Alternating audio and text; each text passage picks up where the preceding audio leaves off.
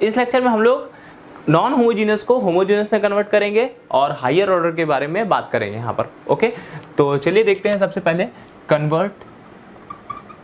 Convert non homogeneous into homogeneous differential equation. तो non homogeneous को homogeneous में convert करते हैं। ओके, तो सबसे पहले अगर मैं लिखूं dy by D X is equals to A X plus B Y plus C upon A dash X plus B dash Y plus C dash.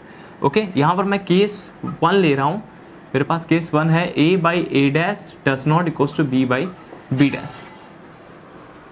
Okay, a by A dash does not equals to b by B dash. अच्छा, अब यहाँ पर coordinate change कर रहा हूँ कि मैंने small x को लिया कैपिटल X प्लस h और स्मॉल y को लिया capital Y plus k। Okay, तो यहाँ पर सिंपली क्या आ जाएगा मेरे पास d capital Y by D X is equals to, इसको करूँगा तो मेरे पास आएगा a capital X plus b capital Y plus okay, और मेरे पास कुछ आएगा a h plus b k okay और प्लस c। ओके, और यहाँ पर आएगा इसी तरह मैं उस पार्ट को अभी नहीं लिख रहा हूँ, उसको मैं जीरो कर रहा हूँ। ओके, यहाँ पर आएगा a dash capital X plus b dash capital Y। Okay, and यहाँ पर मैंने ये A H plus B K plus C और यहाँ पर क्या है A dash H plus B dash K plus C. Okay, यहाँ पर 2 आए, इनको मैंने 0 लिख लिया। तो ये हम इस तरह से यहाँ पर कन्वर्ट करते हैं होमोजीनियस फॉर्म में। ओके, इस तरह से हम लोग कन्वर्ट करते हैं। एक्चुअल में कोऑर्डिनेट को कैसे हमने चेंज किया, देखिए जैसे यहाँ पर मेरे पास ये एक्स एक्सिस है, ये वाई एक्सिस है। ओके, और यहाँ पर हम ये कैपिटल एक्स, ये मेरे पास capital Y.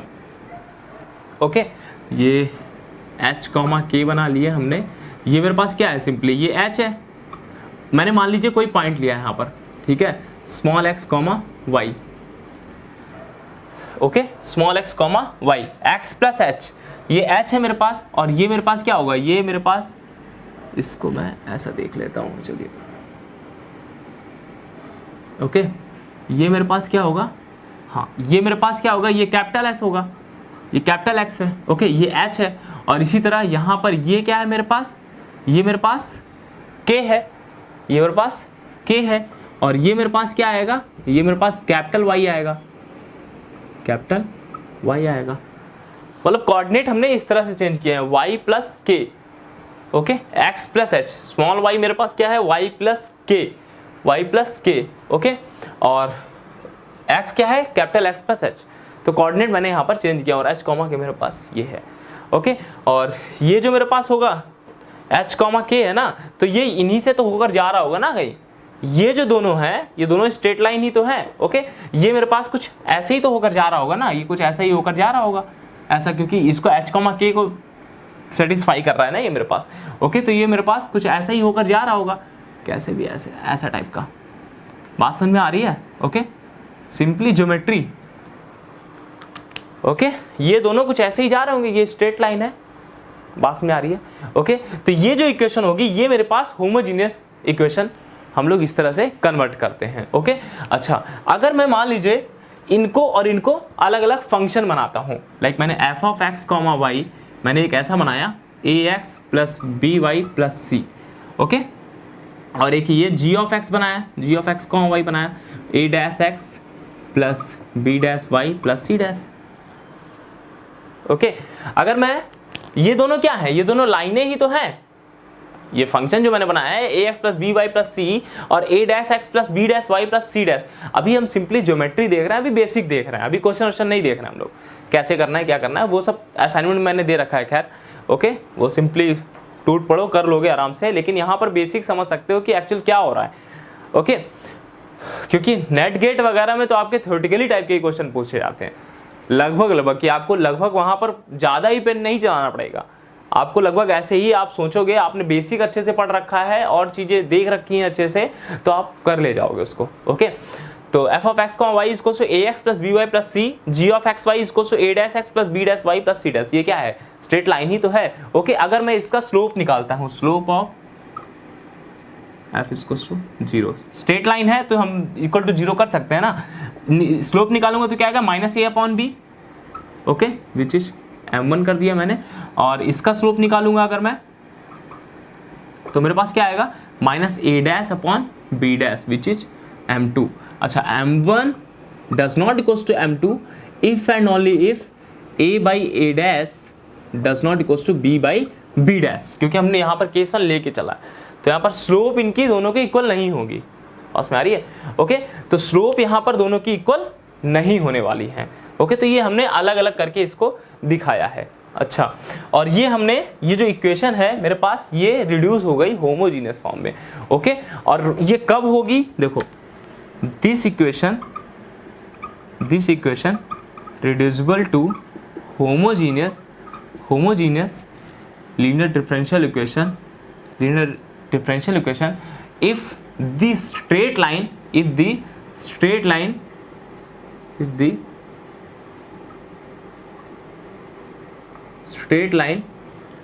f and g either intersect or coincide,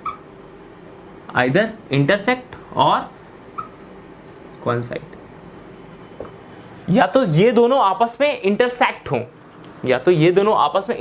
हों, या कोइंसाइड हो जाए एक के ऊपर एक।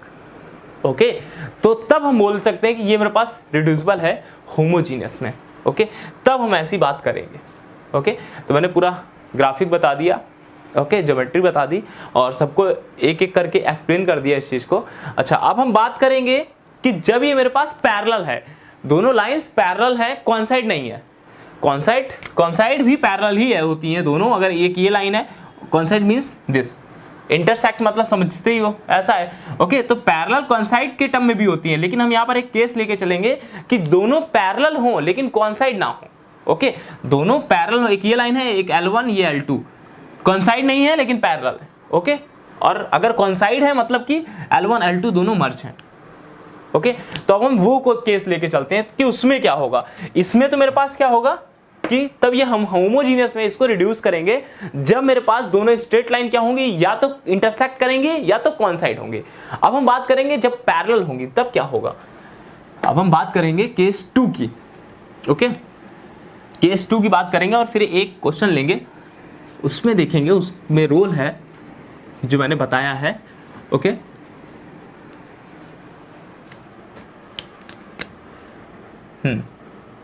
इफ केस 2 मैं सीधा ले रहा हूं यहां पर। ओके, मैं केस 2 सीधा ले रहा हूं। केस सेकेंड क्या है? a by A dash equal हो b बाई बी डैश के, does not equal c by C dash, which means lines are parallel but not coincide. Okay, lines मेरे पास कैसी है? पैरेलल है लेकिन कोइंसाइड नहीं कर रही। ओके, अच्छा, अगर पैरेलल है तो मेरे पास a equals to A dash lambda type का होगा, b equals to B dash lambda type का होगा। ओके, और जो स्टार्टिंग में हमने लेके चले थे इक्वेशन, कैसे लेके चले थे? dy by D X equals to A X plus B Y plus C upon A dash X plus B dash Y plus C dash. Okay, a की जगह a डैश लैम्डा रखेंगे और लैम्डा कॉमन ले लेंगे, तो मेरे पास क्या आएगा? a dash plus, sorry, x भी तो है ना, ठीक है। a की जगह a डैश लैम्डा रखेंगे और b की जगह b डैश लैम्डा रखेंगे, लैम्डा कॉमन ले लेंगे, तो मेरे पास क्या आएगा? a dash x plus b dash y, okay, plus c upon, इसको सेम रहने दो, a dash x plus b dash y plus c dash. Okay, इसको मैंने u पुट कर लिया, a dash x plus b dash y इसको से u derivative किया, x के साथ डेरिवेट किया, a dash plus b dash dy by D X इसको से du by D X differentiate किया with respect to x। Okay, और dy बाई डी एक्स की जगह मैंने पूरा ये पुट कर दिया, ये। ओके, इसको मैं ऐसा भी कर सकता हूँ ना, lambda u plus C upon u plus C dash. Okay, तो dy बाई डी एस की जगह मैंने यही पुट कर दिया इसको। देखते हैं क्या आता है, a dash plus b dash lambda u plus C upon u plus C dash is equals to du by D X. Okay, तो b dash lambda u plus C upon u plus C dash इसको to du by D X आ गया। अच्छा, इसको LCM लेंगे तो मेरे पास कुछ ऐसा आएगा, a dash u plus a dash c dash plus b dash lambda u plus b dash c upon u plus c dash इसको to du by D X. Okay, अब यहाँ पर मैं u का फंक्शन अलग करूँगा, u ये भी u है। ओके, u किया तो a dash plus b dash lambda, okay, plus a dash c dash plus b dash c, ये तो मेरे पास कांस्टेंट हो गया। Okay, u plus c dash इसको to du by D S. अब यहाँ पर देख सकते हो कि ये तो मेरे पास कांस्टेंट है, अंदर भी कांस्टेंट है, ये u का ही तो फंक्शन हो गया ना ओवरऑल, ये मेरे पास ओवरऑल u का फंक्शन हो गया, तो ये मेरे पास f of u is equal to du by D X हो गया। बात में आ रही है, यहाँ पर f of u is equal to du by D X हो गया। तो ये सेपरेबल फॉर्म है ना, ये आपकी कैसी है, ये सेपरेबल फॉर्म हो गई। ओके, तो मैंने इसको चेंज किया सेपरेबल फॉर्म में। ये सेपरेबल फॉर्म में कब चेंज हो सकता है, जब लाइंस मेरे पास पैरेलल हो बट कोइंसाइड ना हो। ओके, तो यहां पर मेरे पास दो केस हमको निकले कि अगर मेरे पास कोइंसाइड करेगी, इंटरसेक्ट करेगी, तो हम होमोजीनियस फॉर्म में उसको वहां पर हम लोग कर सकते हैं। ओके, रिड्यूस कर सकते हैं। लेकिन अगर मेरे पास लाइन पैरेलल होगी, कोइंसाइड नहीं करेगी, ओके, क्योंकि देखो पैरेलल कोइंसाइड को भी एक प्रकार से पैरेलल ही होना कहते हैं, लेकिन यहां पर हम केस लेके चल रहे हैं कि लाइंस पैरेलल हैं बट कोइंसाइड नहीं कर रही हैं। ओके, तो क्या होगा मेरे पास, तो ये सेपरेबल फॉर्म में हम लोग रिड्यूस कर सकते हैं। ओके, तो if lines are parallel but not coincide,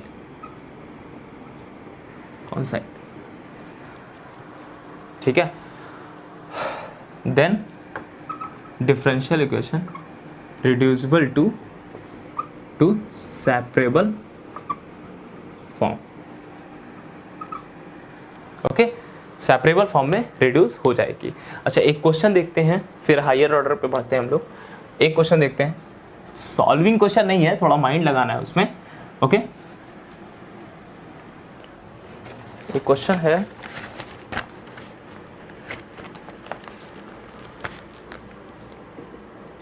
x plus Y plus one D X plus two X plus Y minus one D Y is equal to zero.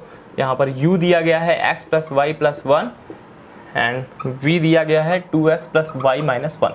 Okay, तो first option बोल रहा है the differential equation reducible into homogeneous by using u and v।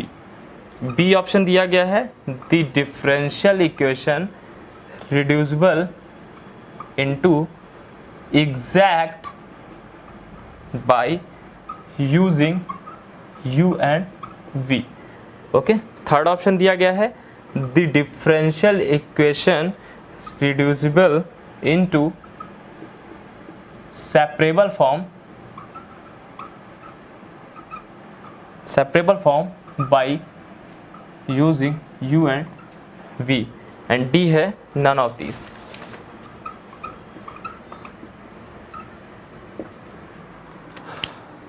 इसको करिए, कौन सा option होगा बताइए, इसको करिए कौन सा ऑप्शन होगा बताइए।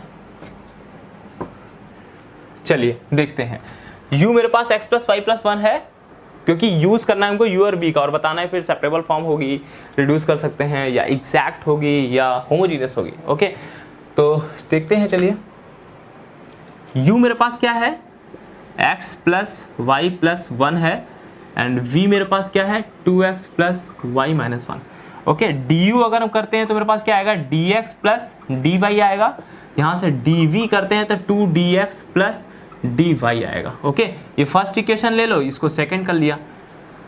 ओके, और equation second minus equation first कर दिया, क्योंकि du dv के टर्म में हमको चेंज करना है ना, यहाँ पर equation second minus equation first कर दिया मैंने। तो ये मेरे पास क्या आएगा, यहाँ से ये कैंसिल आउट हो जाएगा, तो 2dx में से dx किया तो dx इसको से du माइनस dv आ जाएगा। सॉरी dv माइनस du हो जाएगा ना, सेकेंड से हम लोग फर्स्ट कर रहे हैं। ओके, तो dx इज इक्वल टू मेरे पास आ जाएगा dv minus du, third equation. Okay, तो यहां से हमने किया, ये आ गया। अच्छा, और इसी तरह dy अगर हम लोग निकालना चाहते हैं, मतलब यहाँ पर अगर हम लोग dx की जगह dv माइनस du कर दिया। ओके, अच्छा, यहाँ पर अगर हम लोग dx की जगह dv माइनस du करेंगे तो मेरे पास क्या आ जाएगा, इसको हम लोग फर्स्ट में पुट कर दें, थर्ड वाले को। ओके, तो मेरे पास क्या आएगा, ठीक है, इसको हम लोग यहाँ पर पुट करेंगे तो मेरे पास क्या आएगा, du is equals to dx की जगह पुट करेंगे dv minus du plus dy, तो dy इसको मेरे पास क्या आ जाएगा, यहाँ पर हमें सिंपली dx और dy को चेंज करना है ना du dv के टर्म में। ओके, तो ये इधर चला जाएगा, ये मेरे पास हो जाएगा 2du माइनस dv, ये फोर्थ इक्वेशन। ओके, अब सारी चीजें यहाँ पर रख दीजिए क्योंकि u और v का यूज करना है ना हमको सब कुछ। ओके, ये u आ गया, dx की जगह क्या रखेंगे, dv माइनस du, तो u dv minus du plus ये v है और 2du minus dv is equal to 0। Okay, अब du dv के टर्म देख लेते हैं, ये du का टर्म है, ये du का टर्म है, तो du का जब कॉमन लोगे तो क्या आएगा, 2v माइनस u, ये आ गया du प्लस, इसी तरह dv का टर्म लोगे तो क्या आएगा मेरे पास, u minus v, u minus v is equal to 0। ठीक है, बात समझ में आ रही है।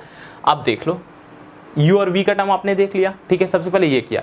अब देख लो क्या ये एग्जैक्ट है, क्या ये एग्जैक्ट है, एग्जैक्ट के लिए हम लोग वहां करते हैं del M upon del Y करते थे ना, तो del M upon del V कर लो तो 2 आएगा और del M upon del U कर लो तो 1 आएगा, तो एग्जैक्ट तो नहीं है। ओके, डेल एम अपॉन ये m हो गया, ये n हो गया। ओके, तो del M upon del V does not equal to del N upon del U.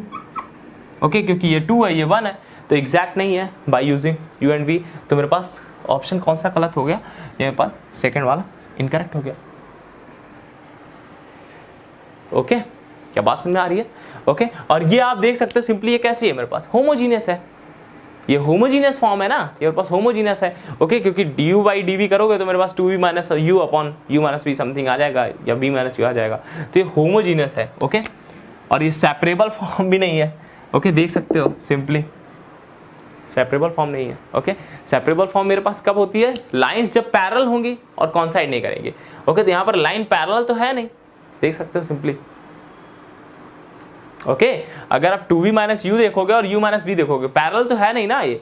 Okay, parallel होती तो हम क्या हो, 2v माइनस यू होता और यहाँ पर भी मेरे पास 2v माइनस यू ही होता। ओके, कांस्टेंट कुछ भी ऐड हो जाता वो अलग बात है, ठीक है, तो वो मेरे पास पैरेलल होती। कांस्टेंट कुछ अलग ऐड हो जाता, 2v minus you plus something 1 हो जाता, यहाँ पर 2v माइनस यू प्लस 2 हो जाता है, कुछ हो जाता है, तो पैरेलल होती है मेरे पास, तब सेपरेबल फॉर्म हम मतलब कर सकते थे उसमें। ओके, तो यहाँ पर सेपरेबल फॉर्म भी नहीं होगा। ओके, सिंपली जैसा अभी हमने देखा, सॉल्व करने की जरूरत नहीं है हमें, बस यहाँ से हमको सब कुछ दिख जाएगा। ओके, तो सी ऑप्शन भी इनकरेक्ट हो गया, होमोजीनियस फॉर्म है ये आपकी, आप देख रहे हो इजली ये होमोजीनियस फॉर्म है। ओके, तो फर्स्ट ऑप्शन इसका करेक्ट ऑप्शन होगा। ओके, तो ये रहा हमारा। चलिए अब हम देखते हैं higher order linear differential equation. Okay, उसके बारे में हम बात करते हैं। तो चलिए अब हम लोग यहां पर देखते हैं higher order linear differential equation. Higher order linear differential equation. Okay, अच्छा, इक्वेशन क्या है, a not yn plus a1 yn minus 1, okay, x का फंक्शन है, plus a2 yn minus 2 plus and so on an y not, okay, is equals to f of x। Okay, where a not a1 and so on an are continuous function। Okay, ये सारे कैसे होंगे, continuous होंगे, a not a1 a2 and so on an, ये सारे continuous function है and continuous function है। It's general form of higher linear differential equation, ये मेरे पास जनरल फॉर्म है। ओके चलिए अब यहाँ पर क्लासिफिकेशन कर लेते हैं इसके nth order linear differential equation का। Okay classification of nth order linear differential equation. Okay first point है मेरे पास, if all AI's are constant function, अगर सारे AI मतलब यहाँ पर A1 A2 A0 A1 A2 and so on AN सारे अगर मेरे पास ये कांस्टेंट फंक्शन है तो हम लोग इस डिफरेंशियल इक्वेशन क्या बोलेंगे, then differential equation is called linear differential equation with constant coefficient. Okay सारे अगर मेरे पास कांस्टेंट रहेंगे तो हम लोग बोलेंगे linear differential equation with constant coefficient. Okay जिनके बारे में अभी हमको आगे पढ़ना है। और सेकंड है, if there exist AI is not constant function, then differential equation is called linear differential equation with variable coefficient। Okay अगर इनमें से एक भी अगर कांस्टेंट नहीं हुआ function, okay A0 A1 A2 and so on AN में से एक भी अगर कांस्टेंट नहीं हुआ तो हम उसे बोलेंगे लीनियर डिफरेंशियल इक्वेशन, मतलब x हो x स्क्वायर हो समथिंग कुछ भी हो। ओके तो हम उसे बोलेंगे linear differential equation with variable coefficient. Okay और थर्ड पॉइंट है कि अगर मैं यहाँ पर f ऑफ x को 0 कर दूं, okay if f of x is equals to 0 for all x, then differential equation is called homogeneous linear differential equation। अगर f of x को मैं 0 कर दूंगा तो मेरे पास एक ऐसी होगी होमोजीनियस लीनियर डिफरेंशियल इक्वेशन होगी।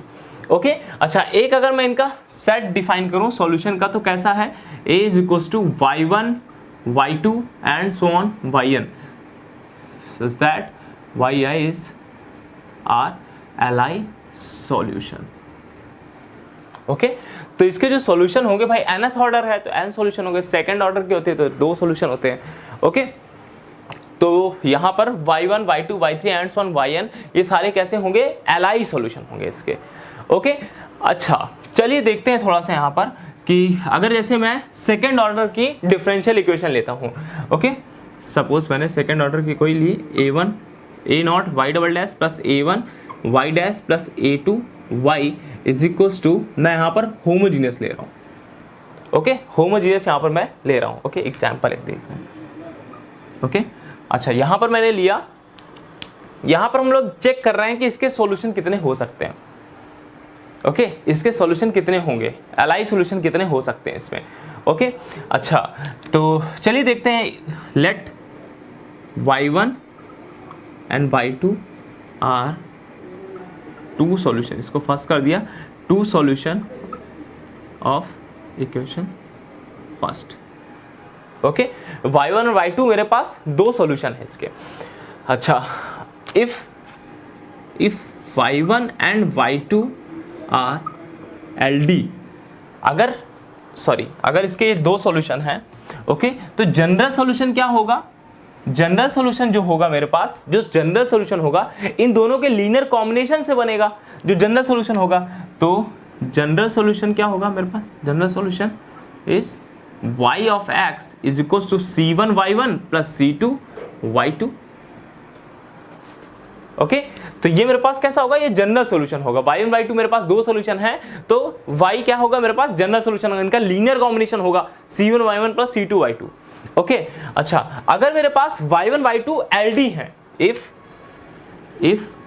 y1 and y2 are LD, तो हम लोग कैसे लिखेंगे, y1 is equals to alpha y2 type का। पास में आ रही है, ठीक है। इस तरह से लिखेंगे तो मेरे पास सॉल्यूशन कैसा बनेगा, y of x is equals to c1 y1 plus c2 y2, ठीक है। y1 की जगह हम लोग अल्फा y2 करेंगे तो मेरे पास क्या आ जाएगा, c1 alpha plus c2 y2, ये कुछ मेरे पास c3 टाइप का बनेगा और ये f ऑफ x बन गया, जो कि कॉन्ट्राडिक्शन मिल गया हमें। दो सॉल्यूशन लेके चले थे, ओके, तो यहां से कॉन्ट्राडिक्ट कर गया, ओके। तो यहां से हमें क्या बात समझ आ रही है कि this implies there exist at least two solution, okay. यहां पर एक ही दिख रहा है, तो यहां पर हमारे पास कॉन्ट्राडिक्ट कर गया कि there exist at least two solution, मतलब कम से कम दो सॉल्यूशन तो होंगे ही, ओके। यहां से हमें ये पता चल रहा है, ठीक है। अब हम क्या कर रहे हैं, यहां से कम निकाला, अब हम देख रहे हैं कि हम 3 सॉल्यूशन लेके देखें एक बार हम लोग यहां पर 3 सॉल्यूशन लेके ट्राई करते हैं, देखते हैं एक बार क्या होता है, okay. Let us assume y1 y2 y3 are 3 solution of, ये सेकंड ऑर्डर की बात कर रहे हैं, okay, solution of equation first, okay. Equation first के हमने मान लीजिए 3 सॉल्यूशन ले लिए, ओके। तो जनरल सॉल्यूशन क्या होगा मेरे पास, जनरल सॉल्यूशन जो होगा मेरे पास y of x is equal to c1 y1 plus c2 y2 plus c3 y3, okay, okay. तो इक्वेशन सेकंड ना भी डालो कोई दिक्कत नहीं, उधर हमने ऐड किया था, ठीक है। तो ये जनरल सॉल्यूशन होगा मेरे पास y of x is equal to c1 y1 plus c2 y2 plus c3 y3, okay. अच्छा, अगर मैं यहाँ पर मान लीजिए डेरिवेट करता हूँ, मतलब कि फर्स्ट टाइम डेरिवेट करता हूँ और सेकेंड टाइम डेरिवेट करता हूँ, ओके, और इस इक्वेशन में पुट करता हूँ, तो क्या होगा सीन, अगर मैं y डैश x करूँ तो मेरे पास क्या होगा, c1 y1 dash plus c2 y2 dash plus c3 y3 dash, और डबल डेरिवेटिव करूँ क्योंकि ये सॉल्यूशन मेरे पास सेकेंड ऑर्डर का है तो 2 टाइम्स तो डेरिवेट होगा ही ना, ओके। तो 2 टाइम मैंने डेरिवेट किया तो c1 y1 dash double dash plus c2 y2 double dash plus c3 y3 double dash, okay.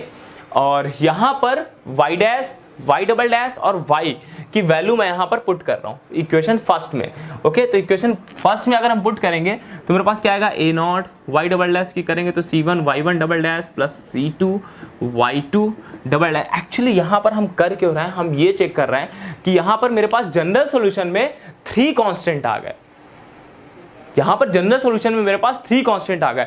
अगर क्योंकि सेकेंड ऑर्डर की मेरे पास अगर डिफरेंशियल इक्वेशन है तो उसके पास 2 ही वेरिएबल कांस्टेंट होने, सॉरी 2 ही यहाँ पर कांस्टेंट होने चाहिए, ओके। जो मेरे पास कांस्टेंट होने चाहिए तो मेरे पास 2 ही होने चाहिए, लेकिन यहाँ पर 3 कांस्टेंट आ गए। अगर हम उसे मर्ज कर सकें, अगर हमने मर्ज कर लिया तो हम बोल सकते हैं कि 3 सॉल्यूशन एग्जिस्ट कर सकता है, okay.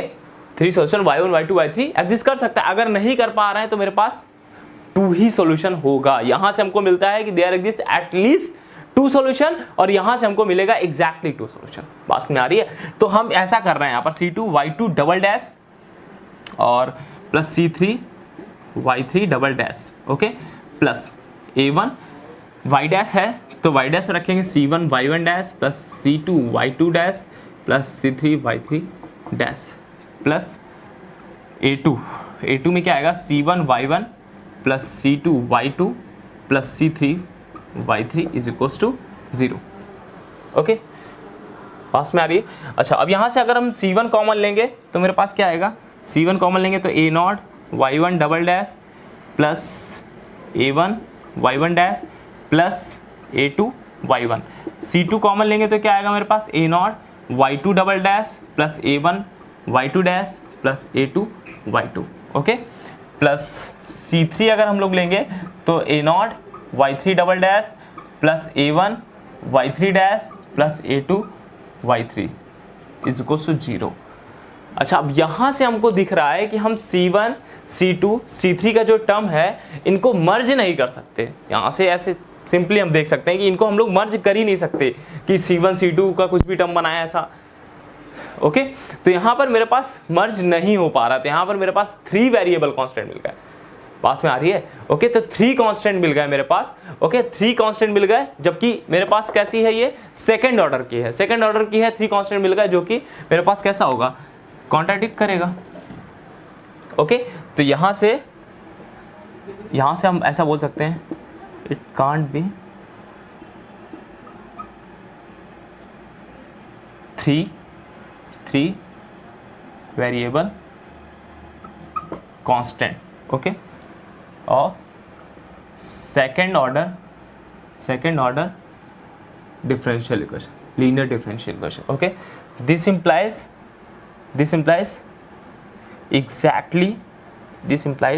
has exactly 2 solution,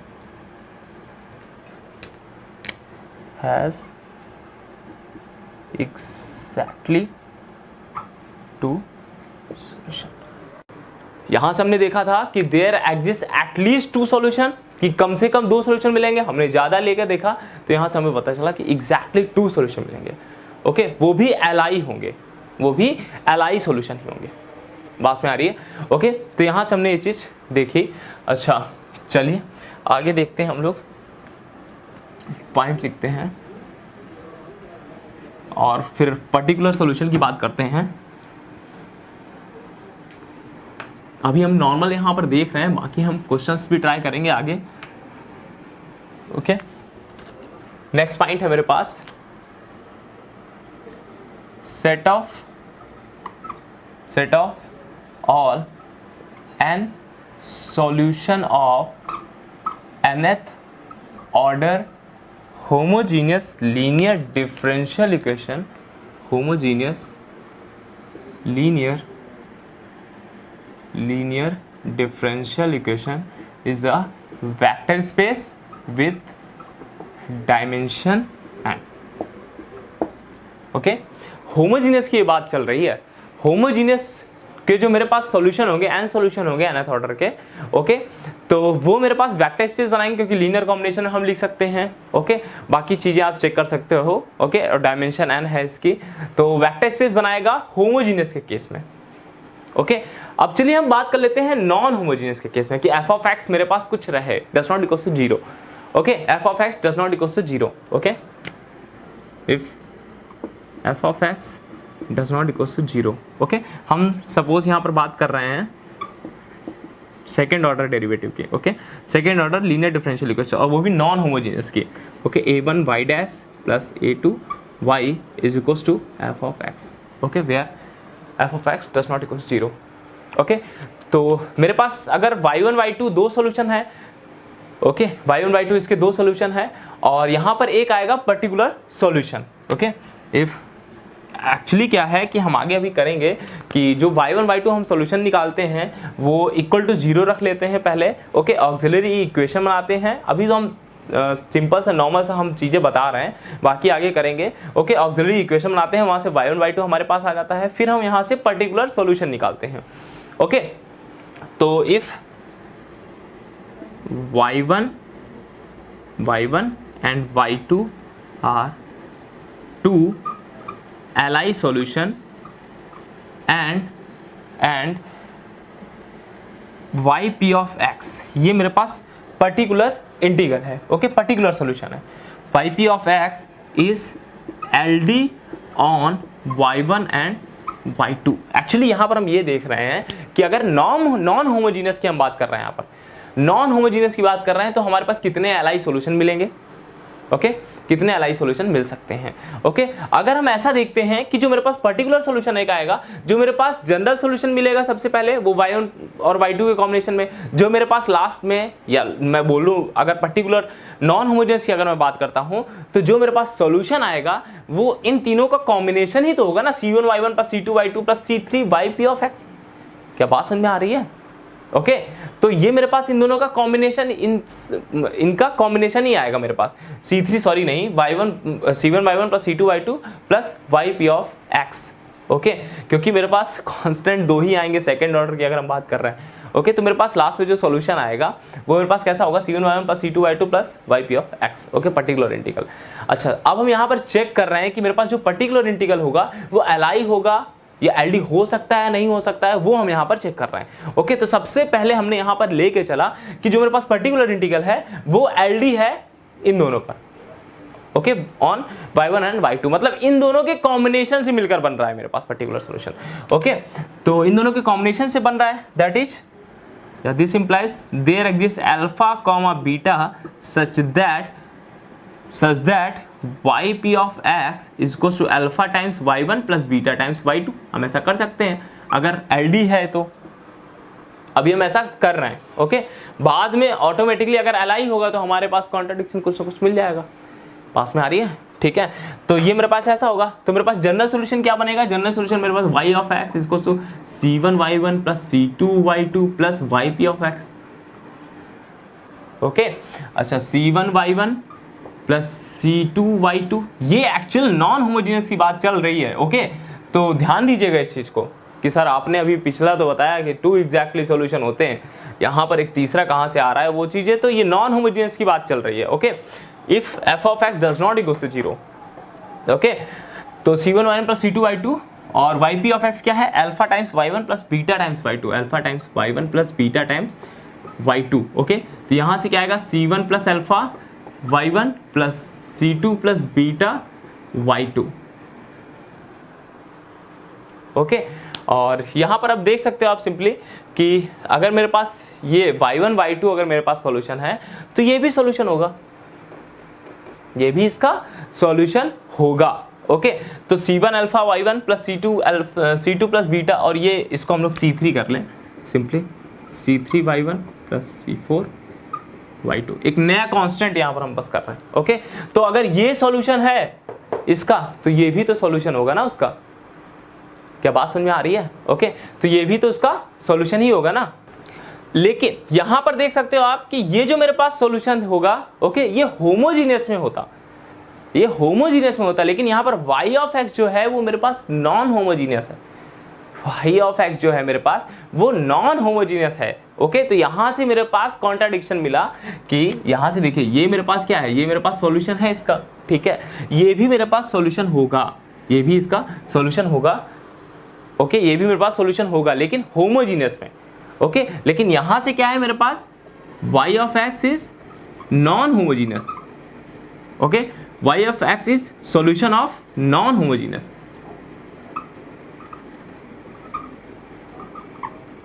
homogeneous differential equation, तो यहां पर नॉन होमोजीनियस डिफरेंशियल इक्वेशन का सॉल्यूशन है, ये मेरे पास होता होमोजीनियस में होता है ये सॉल्यूशन। क्या बात समझ में आ रही है, ये होमोजीनियस में मेरे पास होता है लेकिन ये नॉन होमोजीनियस का है, तो यहां से ये मेरे पास कॉन्ट्राडिक्शन मिला। बात में आ रही है। ओके, ये मेरे पास सॉल्यूशन होता होमोजीनियस के केस में, लेकिन यहां पर ये नॉन होमोजीनियस है तो यहां पर ये सॉल्यूशन नहीं होगा। ओके, तो यहां पर से क्या होगा कि जो पर्टिकुलर इंटीग्रल है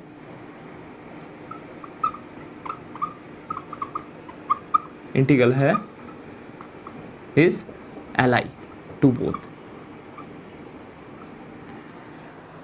दोनों के साथ कैसा होगा, Li होगा। ओके, तो जो पर्टिकुलर इंटीग्रल होगा वो मेरे पास दोनों के साथ कैसा होगा, Li होगा। ओके, देखिए फिर से समझिए, ये मेरे पास जो हम ये इसका सॉल्यूशन है, ठीक है, ये जो सॉल्यूशन आया है ये मेरे पास होता होमोजीनियस के केस में। ओके, लेकिन y ऑफ x क्या है, इस बार नॉन होमोजीनियस है, मतलब नॉन होमोजीनियस का सॉल्यूशन है। ओके, तो यहां से मेरे पास ये कॉन्ट्राडिक्ट कर रहा है। ओके, तो पर्टिकुलर इंटीग्रल जो मेरे पास होगा वो दोनों से कैसा होगा, Li होगा। ओके, तो जो मेरे पास अब लाइक सॉल्यूशन बनेगा वो कैसा बनेगा, y of x is equal to c1y1 plus c2y2 plus yp of x, और ये मेरे पास आपस में क्या होंगे, Li होंगे। ओके, ओके, तो नंबर ऑफ, अगर मैं Li सॉल्यूशन की बात करूंगा नॉन होमोजीनियस के केस में, यहां से number of Li solution of nth order non homogeneous differential equation is n+1, n+1 solution होंगे Li सॉल्यूशन। बात में अगर हम सेकेंड ऑर्डर की बात करेंगे तो यहाँ पर 3 सॉल्यूशन मिलेंगे, नॉन होमोजीनियस में मिलेंगे, होमोजीनियस में वहां पर मेरे पास 2 ही एग्जैक्टली मिलते थे सेकेंड ऑर्डर में। ओके, तो यहाँ पर अगर 3 की बात करेंगे तो 4 मिलेंगे मेरे, क्योंकि पर्टिकुलर इंटीग्रल भी आ जाएगा, वो Li होता है इन दोनों से। ओके, तो ये एक पॉइंट हो गया। और अगर हम वेक्टर स्पेस की बात करते हैं तो क्या ये नॉन होमोजीनियस वाला वेक्टर मतलब जो सॉल्यूशन का सेट होगा, जो सॉल्यूशन का सेट होगा y1 y2 y3 and so on yn comma yp of x, ये सॉल्यूशन का सेट होगा इसमें नॉन होमोजेनियस में, क्या ये और सारे मेरे पास कैसे होंगे, अलाई होंगे, क्या ये वेक्टर स्पेस बनाएगा? सोचिए, क्या ये वेक्टर स्पेस बनाएगा नॉन होमोजेनियस के केस में सारे सॉल्यूशन का सेट?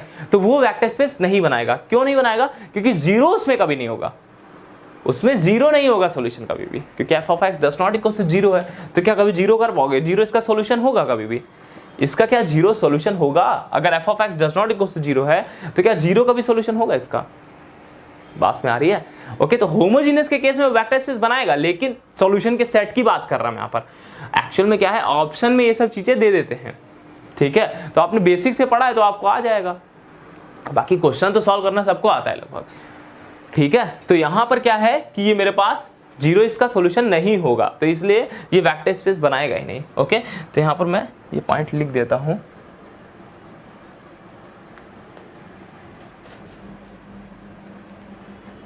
कि set of all n solution of nth order non homogeneous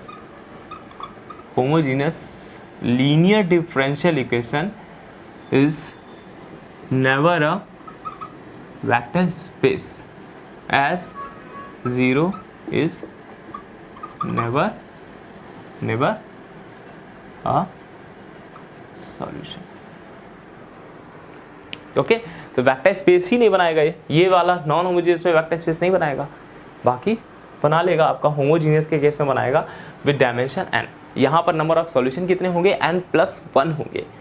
तो बात समझ आ रही है? ओके, तो चलिए अब हम आगे देखते हैं, सेकंड ऑर्डर की बात करते हैं। ओके, आगे हम बात करते हैं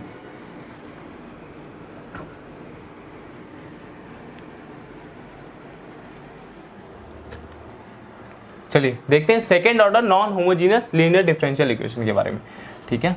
second order non homogeneous linear differential equation. Okay, और एक क्वेश्चन भी देखेंगे। अच्छा, जैसे मेरे पास ये है a0 y double dash plus a1 y dash plus a2 y is equals to r of x which is does not equals to 0। Okay, अच्छा, इफ y2 r2 सॉल्यूशन, तो जनरल सॉल्यूशन क्या होगा इसका? y of x is equals to alpha times y1 plus beta times y2। Okay, derivate करोगे तो मेरे पास क्या आएगा? y डैश x इसको alpha y1 dash plus beta y2 dash, और फिर डबल डेरिवेट करोगे तो क्या आएगा? Alpha y1 double dash plus beta y2 double dash. Okay, अच्छा, पुट कर दो तो मेरे पास क्या आएगा? a0 क्या आएगा? Alpha y1 double dash plus beta y2 double dash plus a1 alpha y1 dash plus beta y2 dash, okay, plus y of x की जगह alpha y1 plus beta y, a2 alpha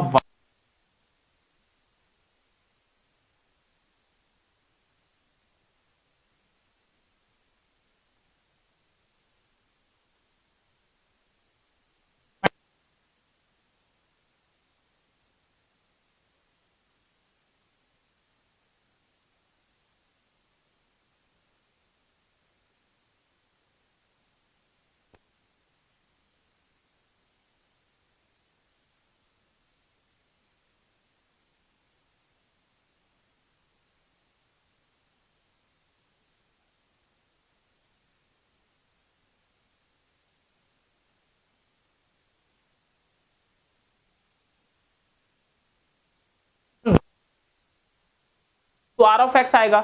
okay, तो यही तो लिखा हुआ है ना, a0 y1 double dash plus a1 y1 dash plus a1 y1।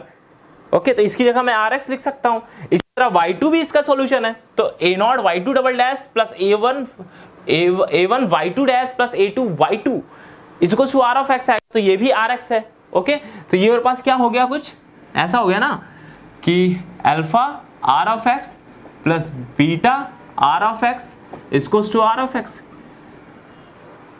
Okay, अच्छा आर ऑफ एक्स को इधर ले आओ और आर ऑफ एक्स को कॉमन लोगे तो अल्फा प्लस बीटा माइनस 1 आएगा और ये आर ऑफ एक्स आ जाएगा इक्वल्स टू 0। ओके, अच्छा अब यहां पर दो पॉसिबिलिटी बनेगी, या तो ये 0 होगा या तो ये 0 होगा। Okay, either R of X equals to 0, अगर ये 0 हो गया this implies homogeneous differential equation. पास में आ रही है? ओके, और ये 0 और नॉन होमोजेनियस के लिए क्या होगा? नॉन होमोजेनियस के लिए मेरे पास alpha plus beta is equal to 1 होना पड़ेगा।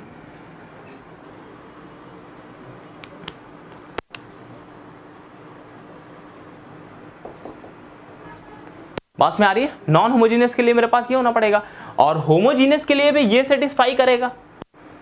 नॉन होमोजेनियस के लिए तो ये करना मस्ट है, alpha plus beta is equal to 1 होना जरूरी है, लेकिन नॉन होमोजेनियस के लिए भी तो होना, ठीक है, करेगा तब भी ठीक है, नहीं करेगा तब भी ठीक है। क्या बात समझ में आ रही है? ओके, क्योंकि दोनों हो सकते हैं ना, दोनों भी हो सकते हैं 0, दोनों 0 हो गए तो मेरे पास वो कंडीशन सेटिस्फाई कर देगा, वो होमोजेनियस की बात करेगा। ओके, होमोजेनियस की बात करेगा, लेकिन नॉन होमोजेनियस में तो मेरे पास यही आएगा ना, alpha plus beta is equal to 1 होना चाहिए मेरे पास, बस। क्या बात समझ में आ रही है? अल्फा प्लस बीटा तो मतलब कि हम क्वेश्चन देख के ही सिंपली हम लोग आंसर टिक कर सकते हैं। बात में आ रही है कि अल्फा प्लस बीटा हमें देखना है, उसके कांस्टेंट देखने हैं, अगर वो मेरे पास इक्वल टू 1 आ रहा है हमें सॉल्यूशन निकालने की जरूरत नहीं है। बात में आ रही है? हमें सॉल्यूशन निकालने की जरूरत नहीं है y1 y2, अगर ऐसे क्वेश्चन पूछा जा रहा है ऑप्शन में, ऐसे पूछ भी लेते हैं, ज़्यादा मेहनत नहीं करनी पड़ती कभी कभी। ओके, कि हमें बस सीधा कांस्टेंट देखना, अगर वो मेरे पास 1 आ रहा है तो मेरे पास ठीक है, होमोजीनियस है तब भी होल्ड करता है, कोई दिक्कत नहीं है, लेकिन नॉन होमोजीनियस के लिए मेरे पास नॉन ये पास में। ओके, तो चलो एक क्वेश्चन देख लेते हैं। तो ये कंडीशन थी कुछ, एक क्वेश्चन देखते हैं, फिर नेक्स्ट लेक्चर में रॉन्स्कियन से मिलेंगे। ओके, नेक्स्ट लेक्चर में रॉन्स्कियन डिस्कस करेंगे। क्वेश्चन है, क्वेश्चन क्या, एक एग्जाम्पल देख ले रहे हैं, जैसा y double dash plus E power X square Y dash plus sine square X y is equals to y into cos square x. Okay, if y1 and y2 are two solution, then general solution is first है 1/2 y1 minus 1/2 y2, second है 3/2 y1 minus 1/2 y2, third है 1/2 y1 plus 1/2 y2, fourth है 2y1 minus y2। तो हमें solution find करना है कि जो जनरल सॉल्यूशन होगा वो क्या होगा। ओके, अच्छा सिंपली देख सकते हो ये मेरे पास कैसी है, होमोजीनियस है। ओके, ये होमोजीनियस है तो सिंपल हम अगर यही alpha plus beta equal to 1 भी चेक कर सकते हैं। ओके, होमोजीनियस के लिए भी हम चेक कर सकते हैं इस चीज़ को। ओके, आर ऑफ एक्स तो 0 होगा ही होगा। ओके, वो स्ट्रिक्टली नहीं है कि नॉन होमोजीनियस के लिए ही ऐसा होगा। पास में आ रही है? ओके, तो हम होमोजीनियस के लिए भी कर सकते हैं। ओके, कि वो भी 0 रहा तब भी कोई दिक्कत नहीं है। ओके, दोनों 0 भी तो हो सकते हैं ना, दोनों 0 भी हो सकते हैं। तो यहाँ पर ये जो केस है ये होमोजीनियस वाला केस है। बाकी हम नॉन होमोजीनियस में ऐसा चेक करेंगे, नॉन होमोजीनियस में केवल alpha plus beta equal to 1 आना चाहिए। ओके, बाकी होमोजीनियस में भी हम ऐसा कर सकते हैं। ओके, क्योंकि दोनों 0 हो सकते हैं ना। पास में आ रही है? ओके, तो वो होमोजीनियस का केस होगा। अच्छा, इसमें देख सकते हो ये मेरे पास, इसको अगर मैं यहाँ पर माइनस इसको ले आऊँ, ये मेरे पास ऐसा कुछ इसको ले आऊँ y इसको 0, तो ये होमोजीनियस ही तो हो गया ना। ओके, अल्फा प्लस बीटा अगर मेरे पास 1 होगा तो सेटिस्फाई करेगा आपका। ओके, हमें ये देखना है सिंपल। यहाँ देखिए, इसको हटाइए अभी, ठीक है। यहाँ देखते हैं 3/2 माइनस 1/2, तो मेरे पास 1 आ जाएगा, तो ये होगा, ठीक है। 1/2 प्लस 1/2 1 होगा, ये भी होगा मेरे पास 2 - 1 होगा। अच्छा, ये वाला होगा या नहीं होगा, ये वाला होगा या नहीं होगा, ये वाला भी ऑब्वियसली होगा, ये वाला भी ऑब्वियसली होगा। क्यों? क्योंकि यहाँ पर ये 1/2 माइनस 1/2 मेरे पास ये 0 आ रहा है। ओके, ये मेरे पास कैसा आ रहा है, ये 0 आ रहा है। हालांकि ये मेरे पास कैसी है, होमोजीनियस है ना, ये मेरे पास होमोजीनियस है, तो R of X equal to 0 पहले ही हो गया, R of X equal to 0 पहले ही हो गया, तो वो सेटिस्फाई तो करेगा ना। ये बात समझ में आ रही है? ये R of X equal to मेरे पास 0 हो गया। इसमें क्या बोला गया, आइदर दिस और दिस, आइदर दिस और दिस। ओके, या बोथ हो सकता है, दोनों कर जाए तो बहुत ही अच्छा है, ठीक है, वो होमोजीनियस का ही केस होगा खैर, ओके। लेकिन अगर इन दोनों में से एक करता है तो कोई दिक्कत नहीं, वो सॉल्यूशन मेरे पास सेटिस्फाई करेगा, मतलब जिस तरह से हम लेके चले थे उस चीज़ के लिए कोई कॉन्ट्राडिक्शन नहीं है, ओके। लेकिन यहाँ पर आर ऑफ एक्स तो जीरो है ना, आर ऑफ एक्स तो जीरो है ना, ओके। तो यहाँ से भी ये भी सेटिस्फाई करेगा, बात समझ में आ रही है, ओके। इसमें हमें ये चीज़ नहीं है कि मतलब कि ये मेरे पास जीरो आ रहा है सर, अल्फा प्लस बीटा आपने 1 बताया, ओके। तो यहाँ पर क्या है ना, ये सेटिस्फाई तो करेगा ना, क्यों करेगा, क्योंकि आर ऑफ एक्स मेरे पास जीरो है ना, इसलिए सेटिस्फाई करेगा। होमोजीनियस का केस है, समझ पा रहे हो, इसलिए होमोजीनियस वाला मैंने एग्जाम्पल लिया, ओके। तो मतलब कि ये भी सेटिस्फाई करेगा, तो चारों ऑप्शन इसके ट्रू होंगे। बात समझ में आई।